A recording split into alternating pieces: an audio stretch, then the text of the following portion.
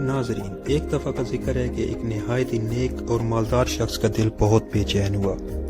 اس نے پوری کوشش کی کہ اس کا دل بہل جائے اور پریشانی کا بوجھ اترے، مگر بے سود پریشانی بڑھتی ہی گئی۔ بالآخر تنگ آ کر باہر نکل گیا اور بے مقصد ادھر ادھر گھومنے لگا۔ اس دوران ایک مسجد کے پاس سے گزرا تو دیکھا کہ مسجد کا دروازہ کھلا ہوا ہے۔ فرض نمازوں میں سے کسی کا وقت نہیں تھا۔ وہ یہ سوچ کر بے ساختہ مسجد میں داخل ہوا کہ وضو کر کے 2-4 رکعت نماز ادا کرتا ہوں، شاید اس سے دل کو راحت ملے۔ وضو کے بعد مسجد میں داخل ہوا تو ایک صاحب کو دیکھا جو خوب رو رو کر گڑ گڑا کر دعا مانگ رہے تھے اور کافی بے قرار لگ رہے تھے۔ غور سے ان کی دعا سنی تو وہ صاحب قرضہ اتارنے کی فریاد کر رہے تھے۔ ان کو مالدار شخص نے سلام کیا، مصافحہ ہوا، قرضے کا پوچھا تو بتانے لگے کہ آج ادا کرنے کی آخری تاریخ ہے جو اپنے مالک سے مانگ رہا ہوں۔